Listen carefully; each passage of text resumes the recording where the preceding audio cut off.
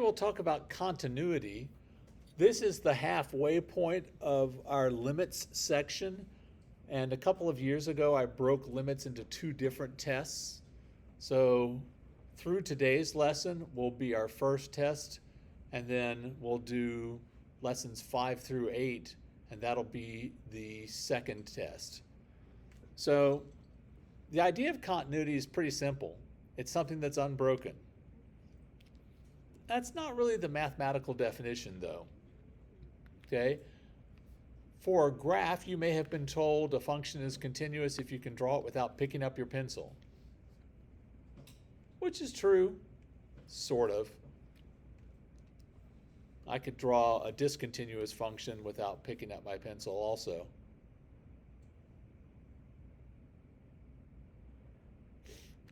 Never picked up my pencil. Okay, yeah, I kind of cheated, but you get the idea. But even then, that's not really the definition. That's a description. There's a difference between a description of something and a definition of something. Right? You could describe a dog to someone and everyone would know what you were talking about, but that's probably not the scientific definition of a dog. So here is the definition of continuity at a point. It has three parts. A function is continuous at a number c if the following three conditions are met. First of all, f of c has to be defined, meaning that c is in the domain of f. The limit as x approaches c of f of x has to exist, and they've got to be the same thing. If any one of these conditions is not satisfied, then the function is discontinuous at c. So, for example, determine whether the function f of x, which is this quadratic, is continuous at x equals 1. Well, what is f of 1? Well, we just substitute in 1 and see what happens.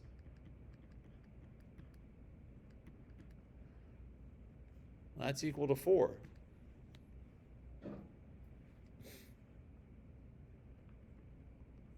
What is the limit as x approaches 1 of f of x? Well, that's also going to be 4, right? This is a polynomial function. So, since these are both 4, since f of 1 is equal to the limit as x approaches 1 of f of x, therefore, f is continuous.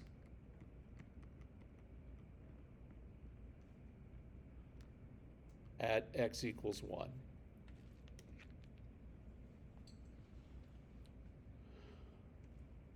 The reason why, when we listed all those functions and said, for all these functions you can just substitute in the value and it's going to tell you the limit, it's because those were continuous functions. Polynomial functions are continuous. So to find the limit, we just substitute in. All right, let's see. Is this continuous at x equals 2? So let's find g of 2. So that'll be 2 squared plus 9 over 2 squared minus 4.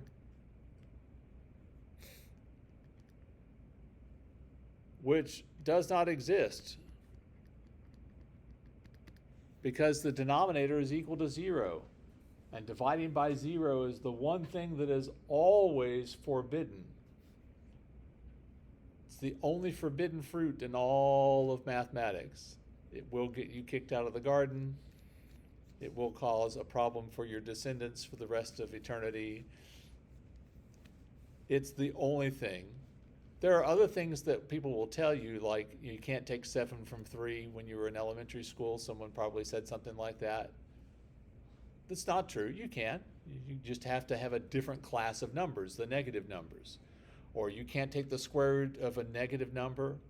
Then you found out about imaginary numbers and you found out that the square root of negative 9 is 3i.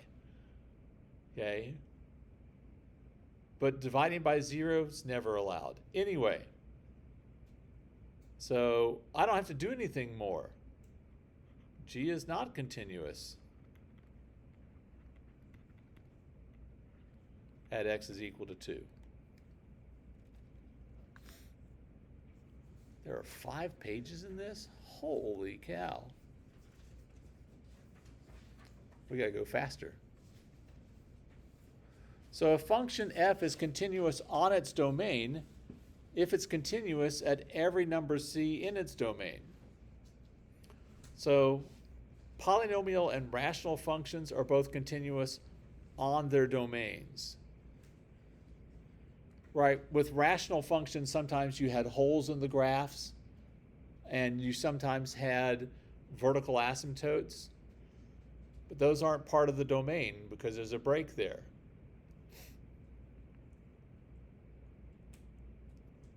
So let's look at this. Determine if f of x is the square root of x squared plus 2 over x squared minus 4 is continuous at x equals -2, x equals 0, and at x is equal to 2. Well, we're not going to write all of the stuff out, but what about at -2? Is that going to be a problem for us? Does this function exist at -2? Yeah. So f of -2 does not exist. So f is not continuous.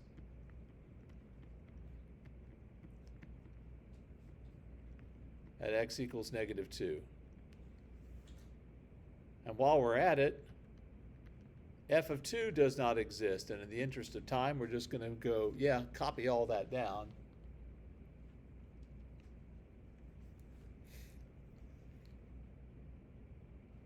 All right, what is f of 0? Well, do we really care what it is? Sort of. F of 0 is going to be the square root of 2 over -4.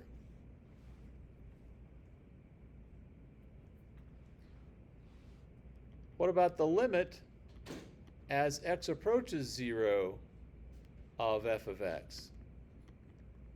Well, that's also going to be the square root of 2 over -4.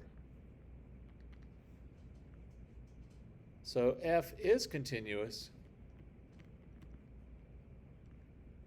at x is 0.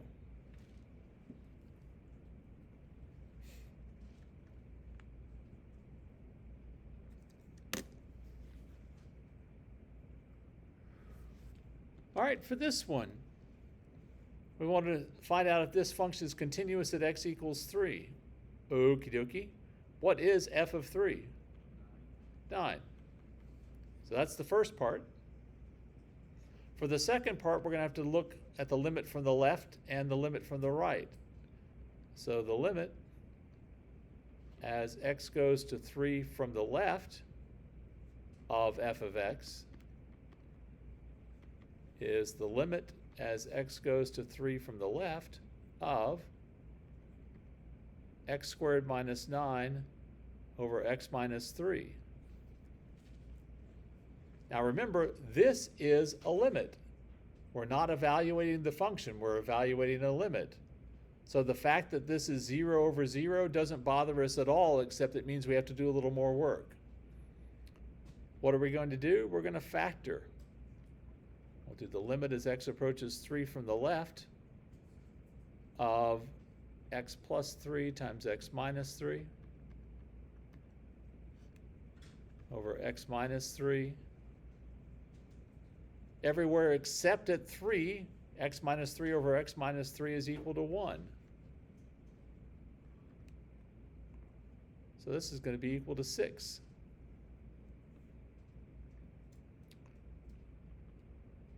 The limit is, oh, wait a minute. If that's 6, is it possible that f of 3 is equal to the limit as x approaches 3? No, I don't even need to check the right-hand limit. So,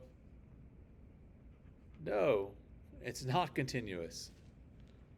Those two aren't the same.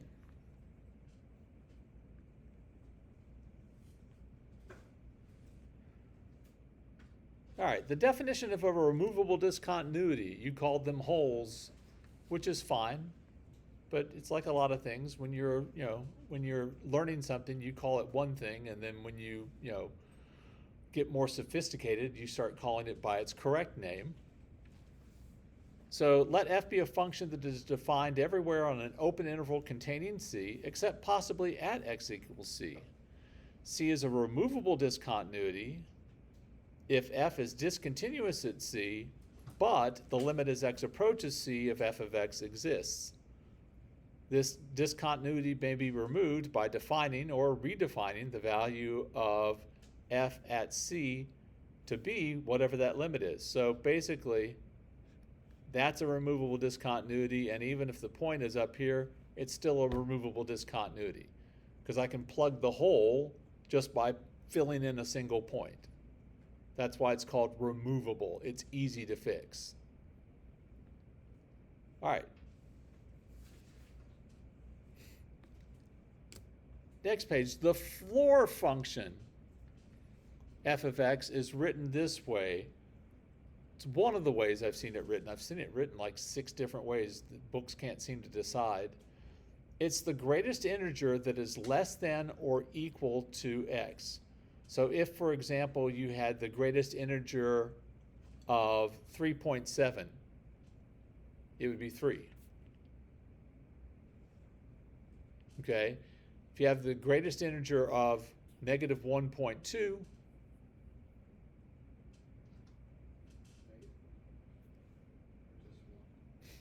well, let's think about that. So I need an integer that is less than negative 1.2. It'd be negative 2. The greatest integer function, or the floor function, looks like this.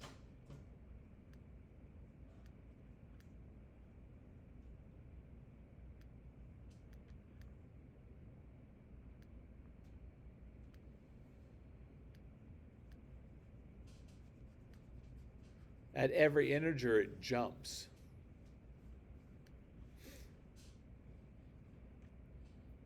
So if you're at x is negative 1.2,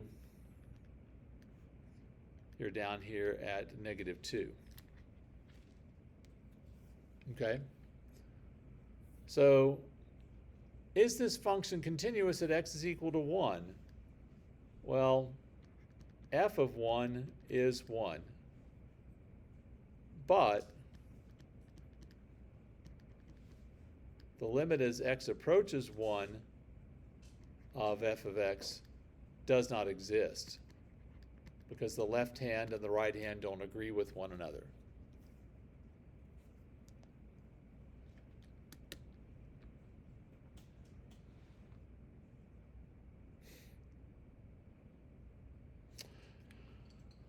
You can also talk about continuity from the left or from the right.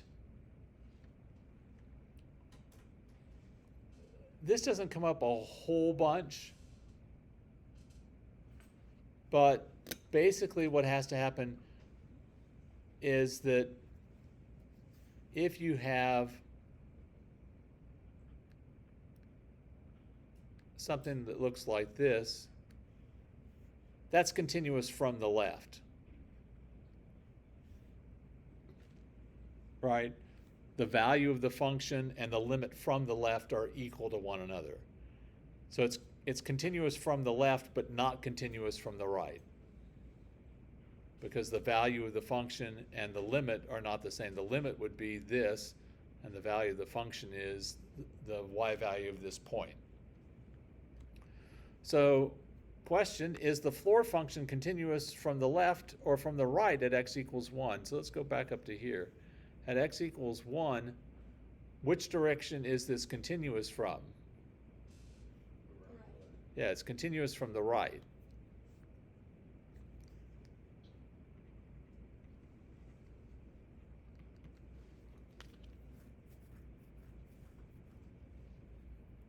How about this one? Is the function the square root of 4 minus x squared continuous on its domain. So the domain for this, let's think about that.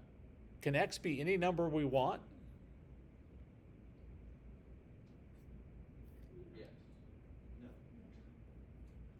Give me an example of a number it can't be, for those of you who said no. 4. Yeah, if I had the square root of 4 minus 4 squared, that'd be the square root of negative 12. And for this class at least, there are other classes you can do where you do calculus on imaginary numbers. Yeah, that'll give you a headache. We keep things in the real numbers for this class. We never do imaginary numbers. Some of you are like, thank goodness. So, yeah, that's outside of the domain. What's the biggest I could make x?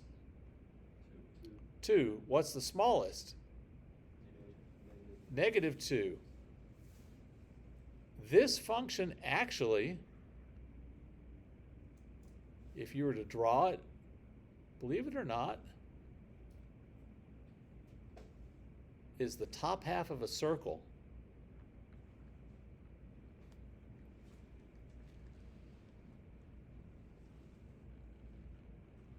Don't worry about writing this down because I'm going to write it really quick, but you can prove it by squaring both sides.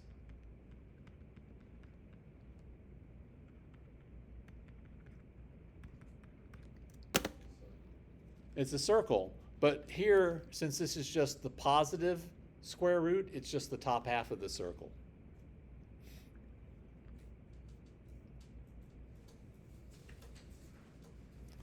All right, here's where you get lots and lots and lots and lots and lots and lots of words. A function is continuous on an open interval from a to b if it's continuous at every number in that open interval. Yeah, and you're like, okay. A function is continuous on a half closed from a to b if it's continuous on the open interval from a to b and continuous from the right at a. Yeah, these things all we kind of just go, that's pretty obvious. We can also do on a half open interval this way, and on a closed interval it has to be continuous everywhere on the open interval, continuous from the left at a and from the right at a and from the left at b. So it turns out that if the functions f and g are continuous at c and k is any real number, then the functions f plus g, f minus g, f times g, and k times f are all continuous at c. You can add them, you can subtract them, you can multiply them, you can multiply it by a whole number, and if g of c is not 0, then the function f over g is also continuous at c, right? Again, that's the problem with you can't divide by 0.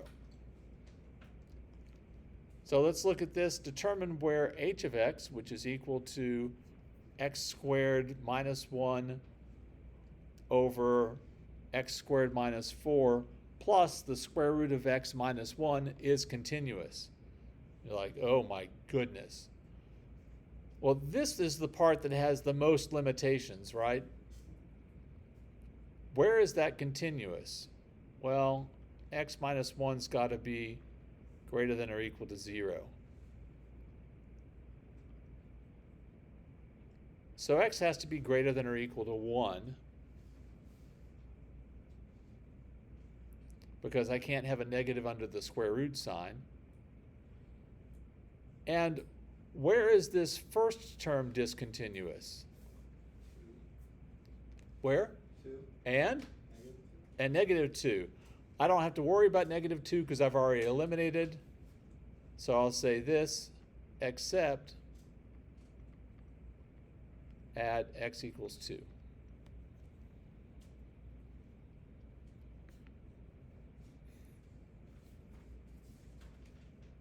All right, last thing. Are we going to make it? Let's see, this class is over at 11:14. Yeah, we should. The intermediate value theorem. This is one of 3 existence theorems that we're going to do, and you need to know what these say. They'll come up at some point on the AP exam. The intermediate value theorem says, let f be a function that is continuous on the closed interval from a to b.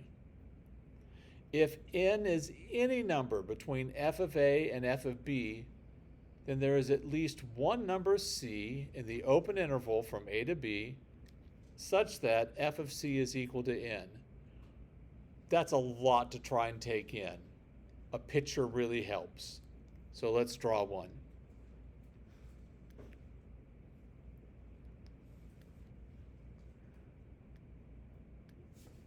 So here's A, here's B.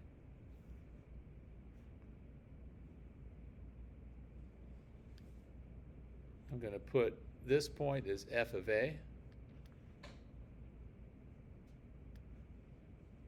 And this is f of B.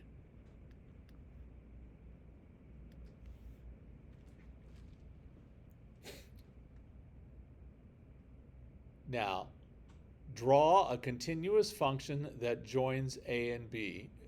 It does not matter what it looks like as long as it's continuous and a function. I'm going to draw craziness.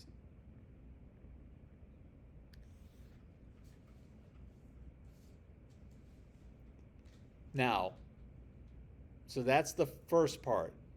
We have a continuous function on a closed interval. N is now some number between f of A and f of B. I'm going to pick it to be right here.